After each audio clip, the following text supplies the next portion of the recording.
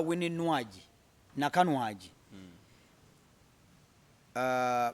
ekyokuba nti omwana atankana number one society fo batankana mu batata b'omwana society ye mama ye tata Omutuufu amukola ki amumanyi bulungi nnyo atambula bulungi era amutegeera kivula video n'akola ebbaluwa n'agamba nti oyo si yani ayinza okuba agiza aynako byanoonya naye ng'ensonga za taata oyo nze nganze taata Omutuufu mumanyi saagala kukola soogera bagamba tya taata w'omwana wa Winnie Nwagi mumanyi ebyaddala mumanyi era bizinesi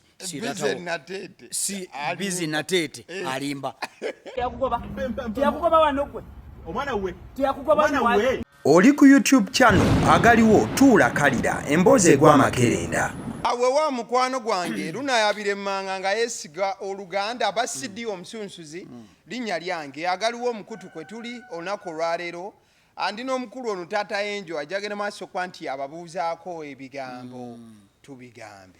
Mukama waffe bazibwe bonna abatulaba amanya gange nze Nsereko Godfrey ate nate nzija mu nduzi erinnya balimanyi already naye okubajjukiza nze Nsereko Godfrey ngera ndi musanyufu okubeera wano agaliwo YouTube channel. Thank you so much. Amina. Olunaku olwaleero ensonga gye njagala tugende maaso kubanga tutunuulira waliwo omukulu amanyiddwa nga Bize Nateete. Bize ennaku ezo abadde agenda maaso n'okuba nti yeesibye ku Winnie Nwagi mu bulago ngamba nti mpa mwana wange mu buufu obumu oba obulala of which tugenda ogenda maaso n'okuba nga tunoonyereza nga Bize Nateete alabika nga Winnie Nwagi yeesibako mwesibe mu buufu obwo of which ate ne wabaawo ekkeera ebibadde bitambula nti waliwo abalala era bebadde bagamba nti ono oba ono ye taata of which like abantu nga basatu Bize n'abantu abalala babiri. Eyo si ensonga gye tuliko kuba ffe tetukola DNA era tetwazze kutereeza nganda nti ono ye taata wono oba ye taata wono. Ekikulu lwaki tuli wano gye buvuddeko Winfred Nakanwagi oba gunze okuyita Winnie Nwagi yavaayo n'agamba nti ye akuzizza omwana we the daughter is 13 years n'agamba nti nkuzizza omwana wange nga single mother terugenda kutya taata w'omwana ava eri nga nsinikirako amannyo nti muwe omwana olw'ensonga tutobye with my daughter ffe tumanyi gye tuvudde omwana wange naga ne we tuligenda mu kkooti omulamuzi ndimugamba ekigambo wabula nga siwaddeeyo ki mwana wange ffe this is the issue why we are here. Winnie Nwagi nga maama there is a beautiful daughter ali principal mu kino kyonna ekigenda maaso then ne taata gyali yonna gyali abasatu bano ebiseera ebisinga ojja wano ku lwansonga za famire tuyambeko obuufu obugwa mukoweeri. njiramu okubeebaza okutwanirizanga n'okuwa platform ne twogerako eri abantu kusinziira ebintu ffe betuulya ku mutima ebikwata ku famire kati nganze famire zinkwatako nnyo abaana bankwatako nnyo n'abazadde so kati nenjagala twogere ku nsonga ezo naye nga njagala kubajjukiza nti hydrate. You need to drink water like anytime. Anytime is drinking water time. Anytime is tea time. So I just want to tell you that anytime is water time. Chikulu nnyo. Kakati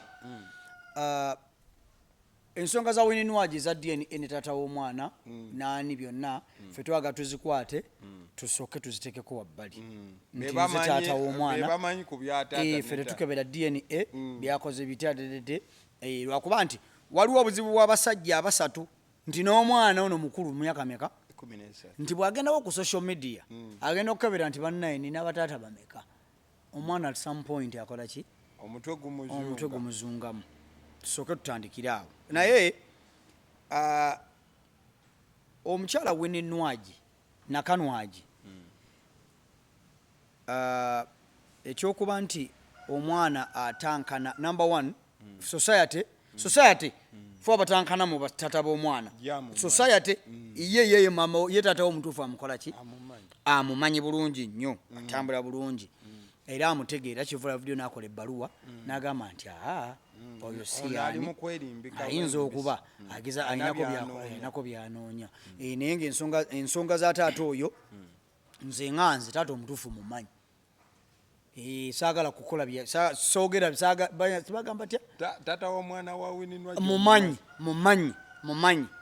mumanyi ebyaddala mumanyi era bizinasi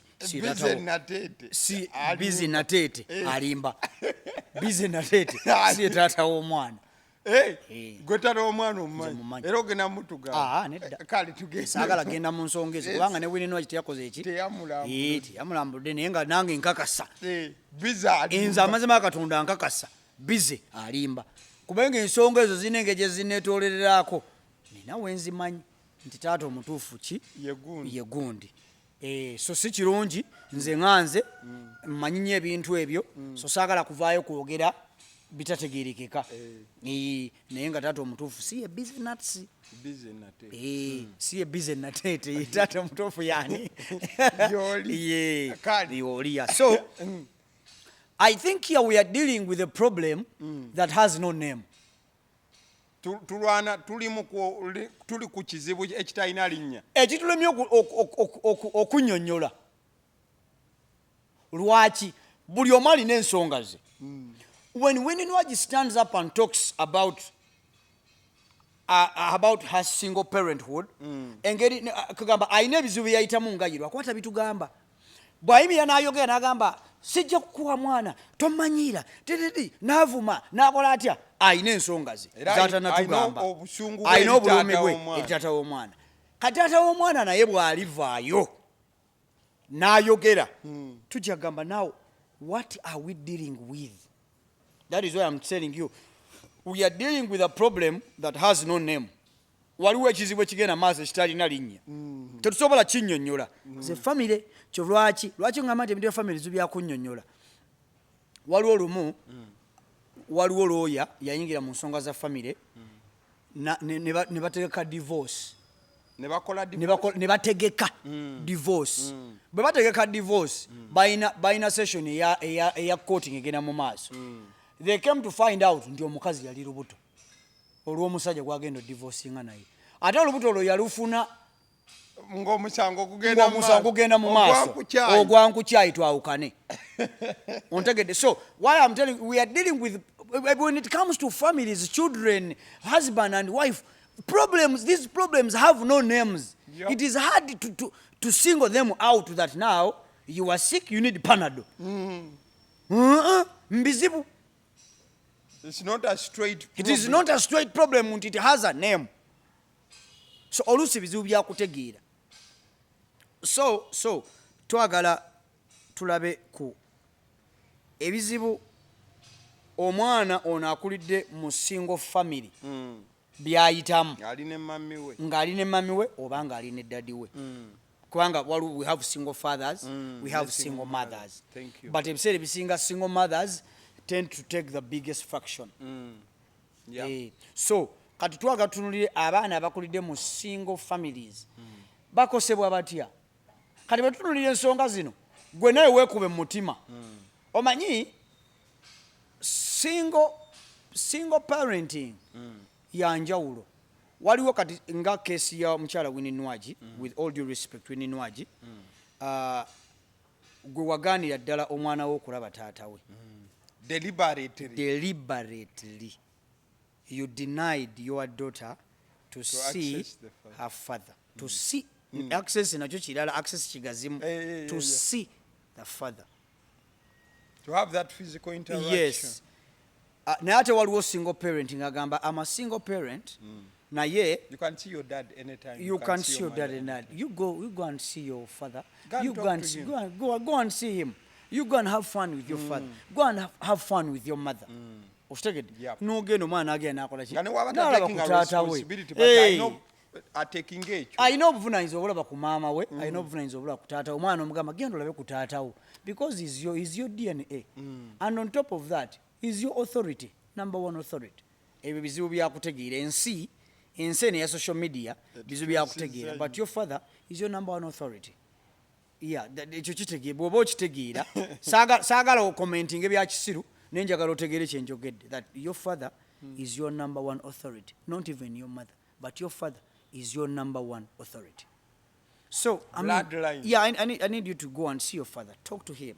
Tata wamulabye mwagoze so single parenthood waliwo abagania da abadinaayinga deliberately waliwo bana abakola batya abagamba abeera nga single mother single father naye nga akkiriza omwana asinkane muzaddewo asinkane muzaddewe so twagala tulabe so njagala obategeeza ebigambo bino nti once you have children, once you have kids, it is no longer about you.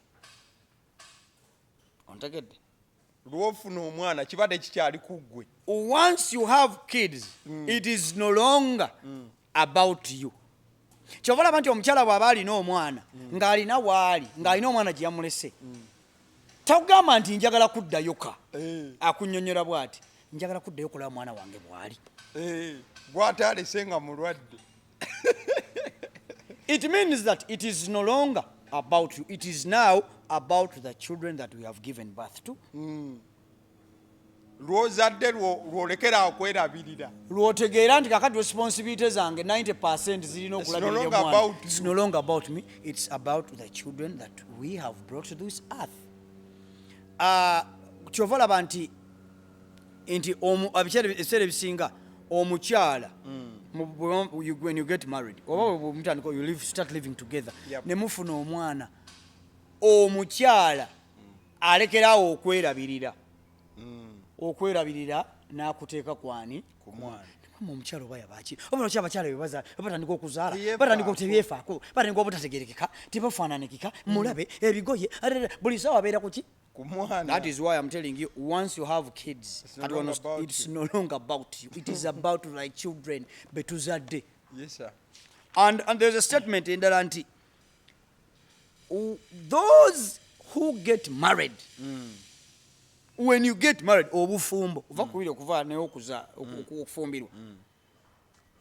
in actual senses, when you dig deeper, it comes to this point, marriage is also not about you.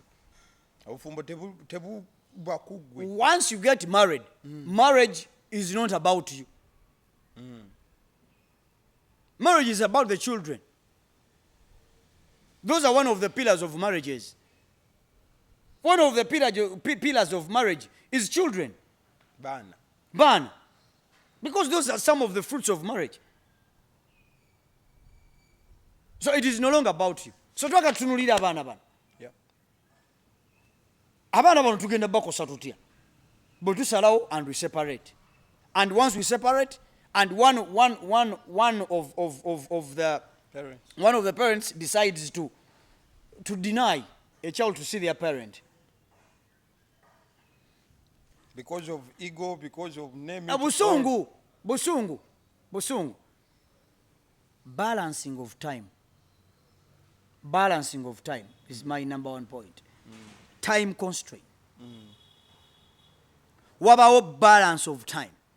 Nti omwana tajja kugabana budde talina budde gwe tojja kufuna budde bumala omwana tajja kufuna budde kuva mu ggwe bumala naye wali abazadde bwe mbeera nga ndi bize omwana abeera wa taata we taata we bw'aba ali bize omwana abeera wa maama we naye kati wano omwana tajja kufuna budde bumala kubanga omuzadde ono gwali naye ennyo ajja kuba akola nnyo okulaba nti amuteerawo ebyetaagisa mu kumaliriza ng'omwana tafunye time emala na muzadde we ali mu bbanga because omuzadde afuba nnyo okukola agenze akoze ali ku mulimu asiba nkulimu kiro na misana atambudde agenze eno ayina eno agenze eri akadde kamala n'omwana kati ddala kyobula nze nkubiriza nnyo abazadde bakule n'abaana baabwe tobeera na mwana n'omusuula mu bajjajjaabo tobeera na mwana n'omuteeka wali kikulu nnyo omwana akule ne muzadde we abeere ne muzadde we nti naye ebizibu bino bituletera okukwata abaana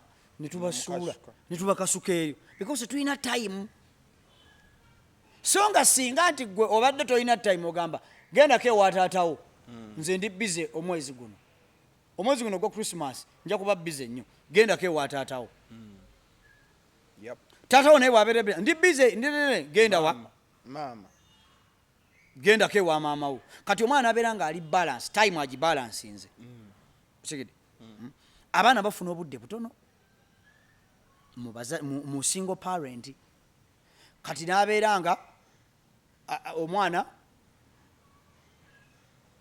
tamanyi kyakukola alaba maama taliiwo tata taliiwo omwana ali mu bbanga omwana atigeddewo mu bbanga ekirala ensonga endala omanyi njogera nnyo ku emotional impact emotion bakivulana te mu Luganda emotional impact okuwulira engeri gyempulira engeri gyempulira sinampulira engeri gyempulira I think is the emotions mu Luganda engeri gyempuliramu embeera eziriwo engeri gyezikuleetera okuwulira children who have grown in single families with the single parents I normally brought up by emotions emotions take the biggest role nti wemba nakyowa taatawo omwana nja mukuliza mu bukyayi obwaba taata ne abasajja abasajja bambwa abasajja mbwa abasajja mbuzi abasajja kapa abasajja nkuchwa abasajja basiru abasajja talina magezi migunwa because that is how I feel that is how I feel but that is not that's what you transfer to that is what you transfer because buli wentuna ku mwana ono psychologically the subconscious mind mbwe yazala mu goyinza okuba tomanyi kyokola but your subconscious mind ekugamba ebintu n'obikola nga tomanyi nti bivudde mu subconscious mind ontegedde kati gwe kati we bakugamba omwana naawe lwaki omukuza mu bukyayi ogamba wa simukuza mu bukyayi omwana mukuza mu kkuba ettuufu but in actual senses omwana ono oli mumusiga mu bukyayi naye omutegekera kubanga gwe naye gwe oyagala omutegekera abeere strong man strong son strong man strong what kumbe amazima Katonda gwe omwana ono omukuza mu bukyayi because olina obusungu kati obutambuzi obutransferinga kye twandiise amangu oluzungu olwangu indirectly omwana n'omukuza mu bukyayi obukambwe ennyo omwana akulanga munyivu omwana akulanga mukambwe omwana akula oshegede because ali akuze out of emotions ezimukuzizza ate nga bamaama baffe emotions bo bafeel emotions zeziriidinga ennyo obulamu bwabwe zizinga ennyo obulamu nti bazikulembeza nnyo nti weesanga nti n'omwana naye akula ensaa gikooye ensaa gikyaye buli kimu alaba kyabukyaye omusajja ne baabagezaako omuyamba agamba all men are dogs all men are dogs all what are this all what are this kuba batandikira muga nti taata wombwa kati ezaddako zonna alabambwa so abaana bano abakulidde mu famire ezo babeera bitter. The right English word is belligerent. Belligerent kitegeeza nti kigatta hostility, kigatta aggressiveness, kigatta fighting, kigatta all those things around. The word is belligerent. That is the right word. Ndi abaana abo babeera so belligerent, babeera so aggressive. Aggressiveness kiyinza kuba kibi nnyo but era kibakola kintu ne force kuwaguza babeera hostile because nti maama we oba taata we mukaawo ebitwala babikola na kibuli bakaawo n'abaana bano bakula bakaawo bakula banyivu tolina kyongamba nze ne baloya nja bakuba n'abalamuzi nja bakuba n'abasirikale nja bakuba nze ndiwo ku lwange kale wabewa yasabira omwana wange kati bambi omwana naye akula ali bw'ati ekitali kirungi eri abaana baffe alisi kikomeko gwe so we are here to break cycles because a cycle it comes back. So we are here to break cycles. Nze ngambanya abantu nti cycle gyolina mu bulamu bwo batata bo gye bakola okugimenya kutandikira ko gwe kutula gwe tokikola tokkiriza onaze taata wo bw'aba yali akuba maama wo gwe bw'okula tokuba maama wo. Break that cycle. Gwe bw'obanga maama wo yakukuza bubi nga akulaga nti nno bano babi bano bakyamu n'akukyayisa ensi gamba nedda experience sijja kikola kululwo so si kulw'abantu. Gwe kyusaamu naawe maama wo weetunulemu ogamba nedda nze nina obusungu naye I will not transfer this bitterness to my daughter oba to my son. Ng'opozekaawo okimanyi nti awo wennyini olw'okuba maama yakula single mother agoza tukimanyi oyinza okukula n'omuleetera omwami n'amulabamu nga bbaawe sajja ekyo toba mbwa like as if omwana yamuzaala mu kapa. kimaabakinaabaamu nakyamagezi yosi kati we wali obuzibu ndi totransferinga bukyayi eri mwana. Gwe obukyayi bwo bugumire kyawa omusajja naye omwana ono musaasire. Ogenda kukuza mwana afaanana atya ng'otambuza obukyayi bw'oti okufaako obufi? Because like I told you when nabadde ntandika nti when you have children now kati it's only about the children, it's not about you now. Abaana bano mutunulire abaana bano, it is time to groom them in the right way. So kati ate gwe bw'oba ogezaako kukola tukyusemu mu ngeri eyo. Waliwo kye bayita role modeling nti omwana akulira mu famire ya maama we yekka ku bukojja n'akulira mu nedda single mother n'akulira mu famire ya single father yekka. They miss out on who their role models are because taata plays a part mu bulamu bwe. Omwana akula talina muntu gw'alabanga role model. Kati waliwo kye bayita gender roles. They miss out on gender roles because every gender has to take buli gender erina role yaayo mu bulamu bw'omwana. Nti taata alina role yalina playinga mu bulamu bw'omwana. Me as a provider in my family n'omukyala emirimu gy'akola egy'okutereeza amaka gyanjawulo. Tuli administrators banjawulo abakola n'obuvunaanyizibwa bwabwe. N'omwana akula atunuulira roles zino eza buli omu z'alina okukola naye n'akula ng'akola ekyo ky'alina okukola okukola.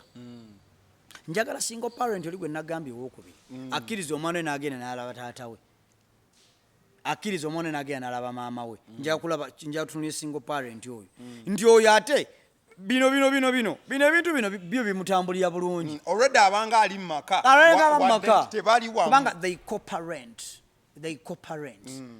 nti omwana agenda n'alaba taata we ate namwe ne muteesa ku mwana wammwe. Omwana ono agenda ku ssomero naye tubadde tusaba tugende wano batuyisa ku ssomero nti siddungi tugende ku lino. We are not living together. Kuteesa for the child because it's not about you now.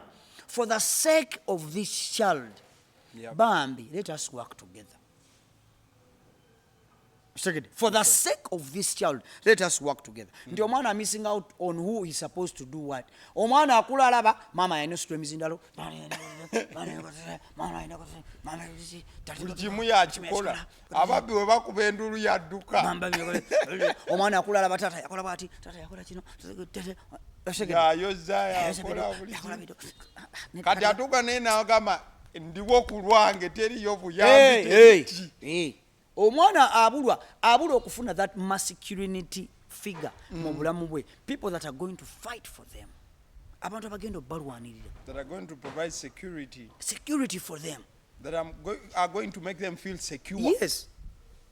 Because ekyo taata kyakola. Nze abaana bange bwe badde waka laba yo daddy nabadde ku ssomero omwana nankuba. Omanyi mami we bwagamba kale bannange laba omwana akuye omwana wange nange nze simanyi how are you darling obadde otya akukosezza olabye lwakyakubye nange nze mbabuulire nze kwenza okuzulaba kakati omanyi mukyala wange ampita daddy amanyi okusenga mu daddy kakati daddy nabo mwana wange bamukubye kati nze nvayo neŋŋamba kati oyo pati ya mami nze nyinza okujja bwenti mu ddiiro what is it daddy this boy over this girl he slapped me on the chin. Why did she slap you? Owulira why did she slap you? Kati awo omwana eri emotion zirabadde akabagamba ati tatanga ngugumudde tatatenga nkambu waliddemu bakubidde ki. Now I'm getting down to the root cause of this. Lwaki bakubi? So the girl is like nananga yankubye nze nadde sina kyemukoze nene mugamba you can't fight for yourself. Go wakozeho ki? What did you do? What did you do? Go, you can't fight for yourself. You can't fight for yourself. So next time, don't allow people to bully you around. Don't allow people to bully you. Lwaki bakumanyira? Lwaki? Fight for yourself. Ngamba muwala nno. Nga taata. Kati enkeera. Daddy. This girl came and she wanted to tease me around, but I gave her a slap. And she ran away. Ekyo nkyogera naye so kitya kiruma mu naawe. Bwe manyira abaana baffe olw'okuba. And she ran away. She didn't come back. Ne wayita emyezi nga mubuuza, how are you now? Bakuba. Daddy, nobody does that. Ndibulala. Me as a father, I don't have to go to school okulwana entalo z'abaana. Kuba toli mwana. Siri mwana. Nze ng'omusajja mmanyi ekyokukola. Osegedde. Jo ewaka omwana wa muganda omuwala abeera niisi. Ebintu ebyo kazi n'enniisi. Kale omwana wa sister wange abeera waka gye mbeera. Kakati ng'akomawo jjo ng'ambuuza Uncle Godfrey, hey, I'm fine, how are you? Kale ngamubuuza how is school? School is fine. Ngamubuuza so tell me how who's teasing you? Who's bullying you? Do you have any cases at school? Do you have any trouble? So the guy is like, no, uncle. I'm fine. Hey. With all the masculinity. Because they know. Okay. They know. They know. They know. So the guy is like, and he told me, I'm not bullied at school. They don't bully me at school. I'm like, that's yeah. That's it. Because these are binonga abasajja but you know bateekamu. Yeah. Tetubakuliza ku emotions. Kati tulina parts bbiri. Olina okwerwanako, olina kuyimirira. Bulungi ennyo.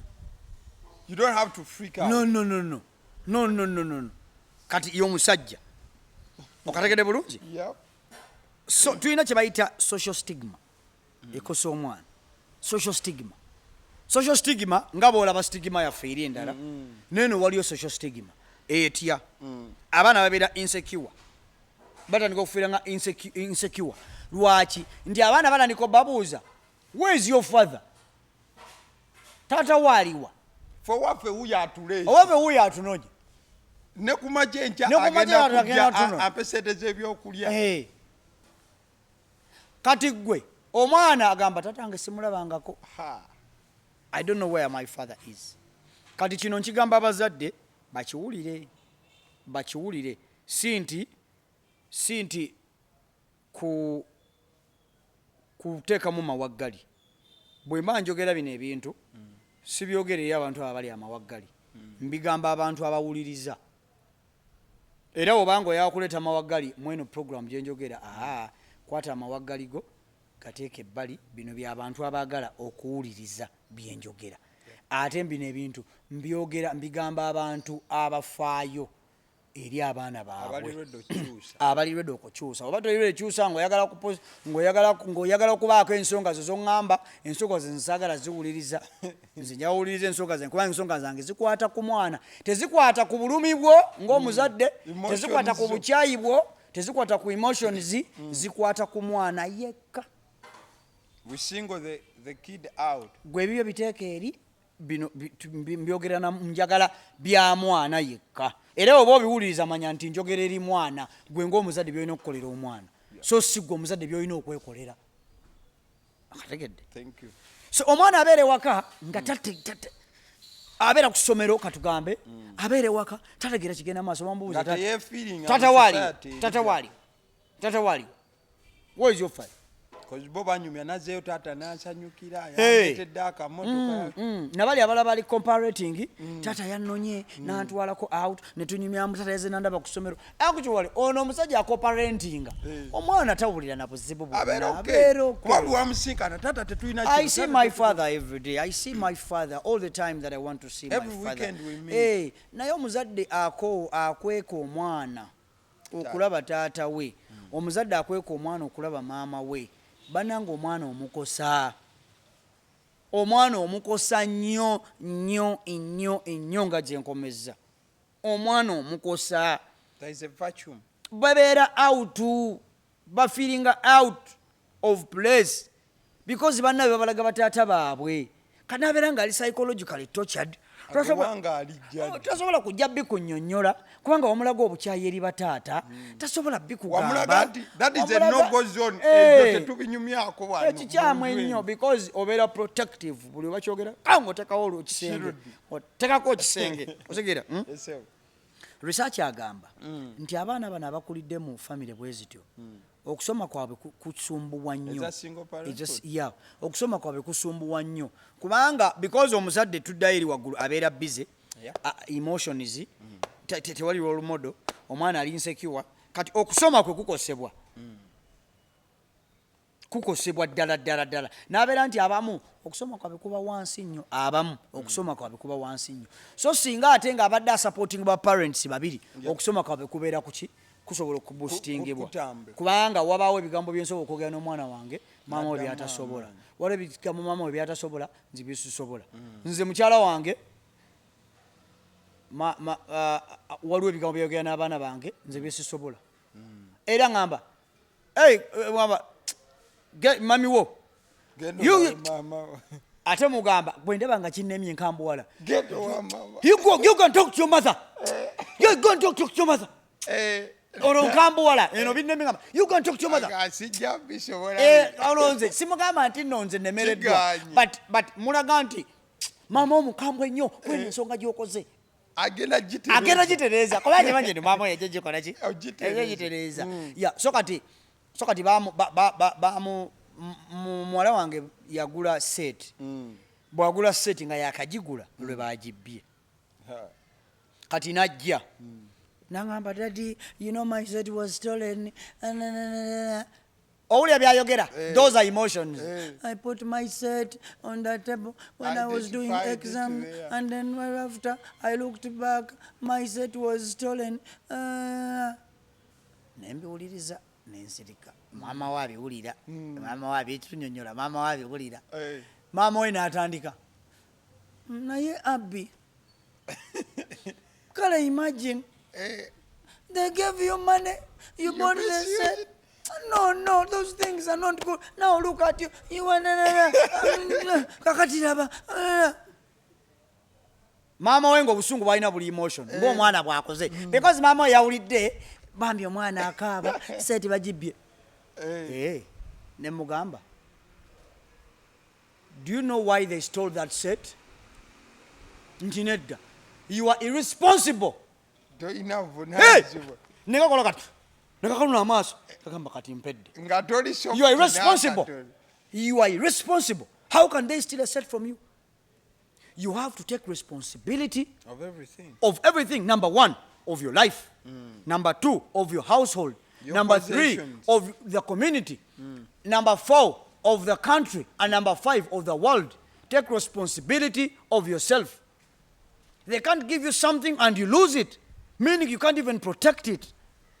How are we going to how are we going to trust you with our things when you can't even take responsibility of the small things, of your own things? How?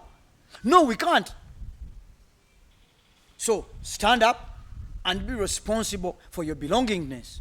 That is why you even lost a sweater last time. Why did you lose that sweater? Why did they steal it from you? So stuff is speeding up right now. Hey, I told her no. Get up. Get up and be responsible.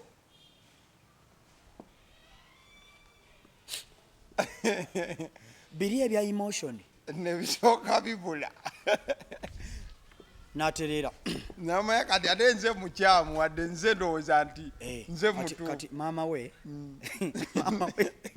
Namaya kati wano kaweddemu. Namaya kati nno. Muzeeyi atabuse. Mama we natanase kabuse. Mama we. Mama we bade walinga asiga gakola bwati. Kwanga ye mama oluusi atyocyookera tayagala mumenya mutima. Ajja mulumya. Mama we kwanga yatubadde wakati mama we ng'ali wali. Mama we ng'ali wali. Ajja mulumya. Mama we ng'ali gagamba mukyunya. Ajja kiwulira. Mama we ng'ali wali. Era namuwadde ssente. Nga kati eddemu ebule. Saabyogedde. Because nkimanyi abijjukira. Ne mugamba, you go and buy another set. Get yourself a set. Era bitwagenze ku ssomero, ne mutwala ku ssomero, ne muwa ssente. Ne mugamba, gula set. Yenze omuntu awa omwana mitwalo 7. Owa P5. Ne mwagenda osasula school fees. Ate nesimutwala ku ssomero ne yeetwala ku olwo. Yenze. Nakakikolako omulundi sigumu. N'agenda ng'atiguka. N'agenda. Ne muwa emitwalo emeka? 7. Ne mugamba.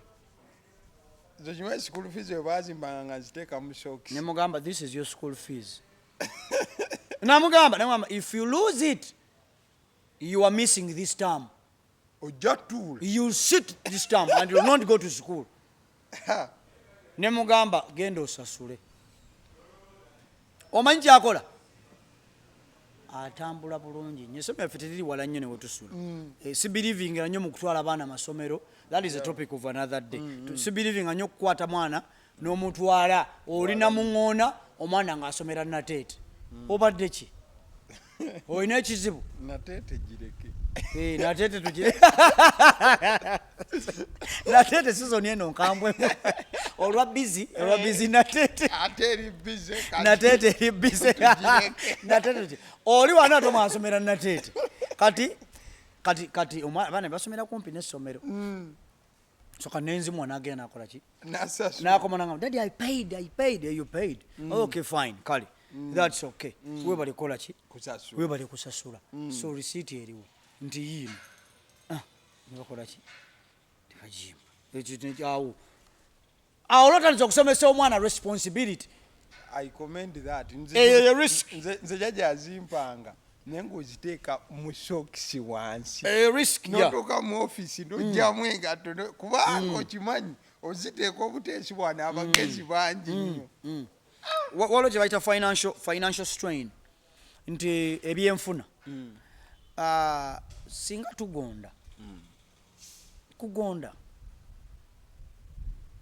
Kino ky'ebyenfuna tuyinza okulekeraawo okumenyeka ffekka. Ba single parents. Bano abagugubya bagambe todira bataatawo. Tojja genda. Tajja kulaba. Amanyi we tutoka. Naye nga sente ozeetaaga. Osanga n'omuzadde ono anaakuyambako at some point. You need that support. However small it may be. Egattako. Naye n'olemerako n'oguma omutima ne gukamu. Naye nga bwodda mu buliri. Ng'okaaba amaziga. Naye ng'ekikulemye eki kukakkana. Kutaasa bulamu bwa mwana ono. Si kutaasa bukwaga obubwo. Obubwo bwafa. Taata. ngamba ku relationship y'omwami gwo n'oli sigamba nti ebirala byafa bwafa mu relationship mu relationship yo nono omusajja bwafa okitegedde ogwo obwo bwafa kati katutaase obulamu bw'omwana ono sayiko eri gye naggambye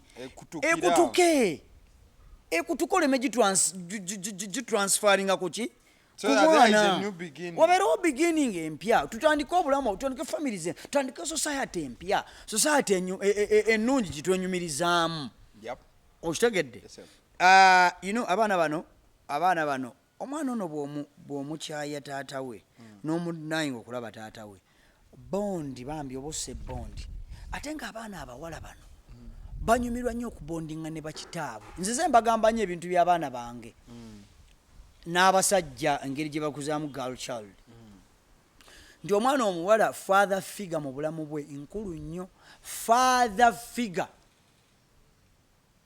taata we owaddala gwe ŋŋamba so oli alinga taata abeera taata nedda si kyekyo si bino nti nkuletedde omusajja nti noono naye abataatawo musajja wange kati automatically nze maama wo kati ono abatata ani gw'osiriwaza abataatawo by default ani akugamba that person is not your father. They will never take care of you. No, they can. Waliwo abasajja abamu nga baddala waliwo abasajja abaddala nga bw'asanga omukazi ng'alina omwana bannange ng'omwana ono ayinza obutejjusa lwaki talina taata ayinza n'obutamanya because taata ono nga musajja waddala ng'alimu ku bwongo nga omwana ono amulabirira ddala nga mwana we ng'era apularinga lulu nga taata omwana ono ayinza okumisinga okulaba taata wo waddala era be babaana bawulira bagamba nze bannange nze taata wange sijulwa anti bagamba nti bw'oba oyagala owangula omutima gwasinga oyagala nnyo omwana era gwe buli kaseera laga ati omwana ono ani alaga nja kufa naye ani alaga anti ngamba nti woba mbadde mayolinga agamba nongamba gundi saagala nnyo ate otusitinga ebintu ebinkubeko no mbadde gamba ndaga nnyo nda nolaga ennyo yes olina olaga ennyo embozi ewedde embozi tugireke olina gwe olaga ennyo era oba olinayo singa omaathe yagala nnyo omwana oyo kafeeko chocolate ku chocolate kabuulirire omukazi kimanyi omusajja oyalabirira omwana wange yamukubidde esimu n'amubuulirira era ojja n'omugaa waayi nze saagala genda naawe awutuleka ntwaleko ku mwana obeerawo nga naye kanzije nnono omwana nanona omwana besikale nemukuza omwana kale ebintu ebyo ya bwekiri kitambula so nga mmaliriza omwana ono gwokwese taata we they will always look for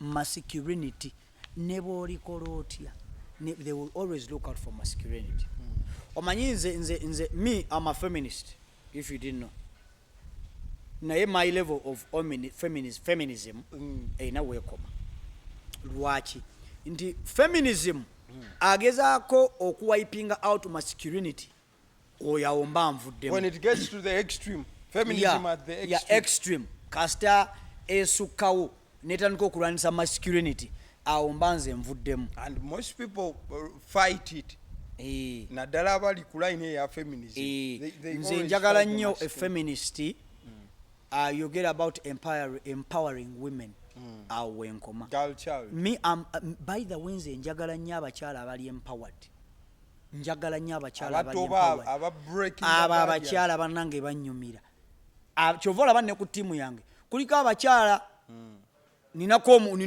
trainings abawala abali mu cameras abali mu editing because I want to empower these girls ndowoleza nnyo mu women empowerment nkyagala nnyo nnyumirwa nnyo abakyala abo nnyumirwa nnyo abawala okulaba nga they are up doing something for themselves kinsanyusa nnyo okulaba omuwala ng'avuga kitruck omuwala nga makanika wa motoka omuwala nga akanika computers omuwala nga programmer nnyumirwa nnyo omuwala nga they get up they get involved in things that a man can do.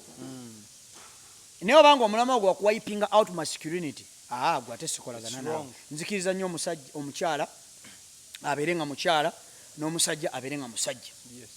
Sikkiriza I'm against domestic violence. Ebyo byonna ebyo sibyagala. Naye bwatujja kweyo level awo tuba tujja kukwatagana. So abakyala abaana bano abawala, they will always look out for masculinity. How? Bajja funayo abantu bebayita baddadi. Kimanyi nti nno abaana bano abakuze nga tebalina bataata baabwe mu bulamu bwabwe, balina abantu bebayita ddadi, naye nga mazima baddadi abo balina roles endala ze bakola nga si z'abaddadi. Amutwala nga ddadi naye nga neddala osobola okuba n'omwana omuwala ng'oli muntu mukulu naye nga mwana kale nga mukulu nga tali under age, soogera ku under age, naye ng'omwana ono ng'omubuulirira buli kimu, ng'omuzzaamu amaanyi, omulaga buli kimu nga taata kyalina okukola, naye ate ng'omwana oyo at some point alina engeri gyakusanyusaamu endala nga n'omu atakina mbuzibu. Yes, naye ate ng'omwana oyo yakulabanga father figure, naye nga mazima father roles ozikola. Tontegedde ntegeera, kizibu kyakutegeera. Kati kankunyumiza, oyinza okuba olina abawala, njagala kiteekako ggwe. Kankiteekako ggwe. Ate nga kirabika kinene. Kankiteekako ggwe. Oli musajja mukulu. Olina abaana abawala abakulabanga taata mu bulamu bwabwe. Ntegedde. Naye ate abaana bano balina engeri gye bakusanyusaamu endala. Naye ate abaana bano bambi nga tebakitegeera, ate bakulabanga taata waabwe. Because olina ebintu eby'amaanyi byokola mu bulamu bwabwe. Nga bwe bakulaba bagamba omusajja ono anyambye, omusajja ono ambeereddewo, omusajja ono andabirira, omusajja ono mulabanga taata, bayata mu pointi. Ate kituuka ne kikyuka mu bwe buziba. Abadde rara akola emirimu emirala. Okitegedde? Kati omwana ono abeera temutegeera kama omusajja ono mulabanga taata wange, ate omusajja ono because taata we taliiwo, ate nga gwamuyamba okukola father roles, ate nga naawe olina bye weetaaga ebirala. Okitegedde? Kati kyengezaho okugamba nti kati bw'aba mulenzi they look out for gangs to justify their masculinity. Okuwulira nti baddala amaanyi mwegali, amaliza agenze mu gang, amaliza agenze afunye gangs, n'amaliza nga agenze mu gang ng'ali awo. So it is so kikulu nnyo okulaba nti omwana akulira mu family nga both parents are identical in their lives. Omwana bw'agenda mu gangs omulenzi agenda n'abeera eyo kuwulira nti musajja, because gangs zirina masculinity, zirina amaanyi, zirina obuyinza, zirina authority, zirina power that they build in you. Era gye weegendereze nnyo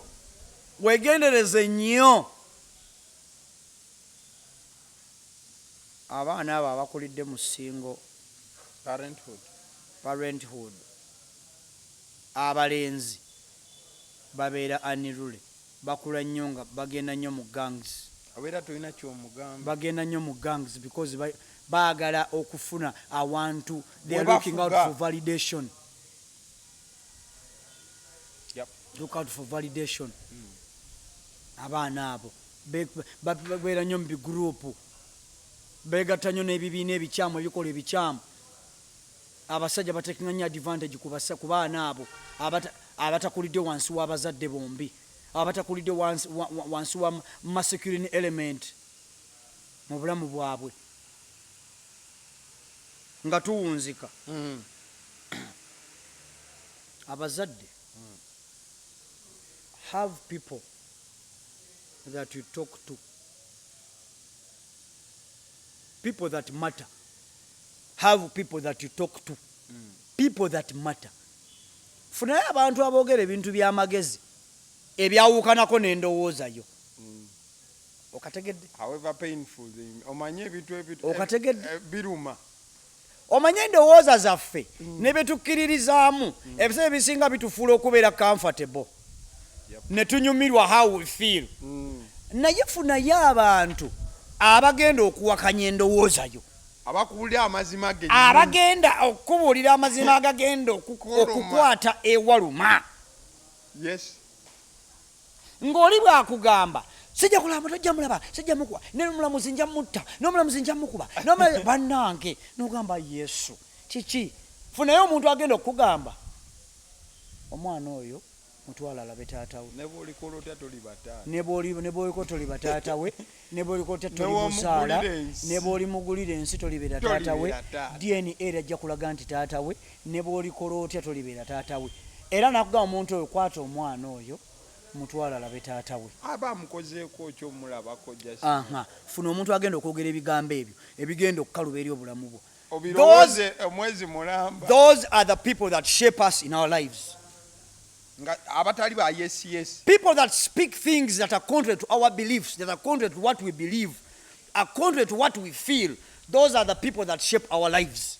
Exactly. Those are the people that put us in check. They put us in shape. Because watema kama wagali. Abantu abo olina okuba ng'obawulirizaamu, ng'obawuliriza, ng'obenyumirizaamu, ng'osobola okukola kye baagala. Ng'ate abantu abo boogera ebigambo by'amagezi si bakinywi. Teboogera nga batamidde. Si bakikoosi kyo. Because gye baliko ekitiibwa ky'obawanga kisukumamu. Yes. Abantu abo bakulu nnyo mu bulamu bwaffe. Be batushepinga. Si bagiwadde omulimu. Olowodeko ekintu nti omuntu oyo anfudde kyendi. That guy is my mentor. Omuntu oyo akufudde kyali kyoli teyakubulya by'oyagala kukola. Nze nchunya abaana benkola nabo nemwagwe biki byewakoze ebyekisiru waliwo waliwo omuwala eyakola nange olaba mutabukira natuna bwati ku kamera nolabanga ebyengenge bizze ebyengenge bizze ng'abula gisuula wansi kamera naye nga talina gisuula kubanga kyakola akyagala nate ne advise akyagala naye ng'omugambye ng'awulira ng'ejjira mu bulumi advise ejjira nkambwe nagamba naye advise kikaki ngali bwati naye ng'omugambye ng'awulira obusungu naye ng'akimanyi ekyomugamba kituufu ezo shoti nfu naye kati twetaaga abantu aboogera mu bulamu bwaffe bwe batyo however painful it is naye ate omaliza ekintu ekyakugambye okikoze kati weetaaga abantu abo kale olunaku olwaleero mbadde ne taata yenjo n'agenda maaso n'okuba nti ensonga azireetanga bw'ogenze maaso n'okuba ng'oziwulira oba biruma jamu ekyo gwe kyowulira nti kyekisiiba okubanga kikulu mu bufomu oba obulala abasiddi omusunsuzi lyerinnya eryange Rukia yabadde ku kamera. Thank you.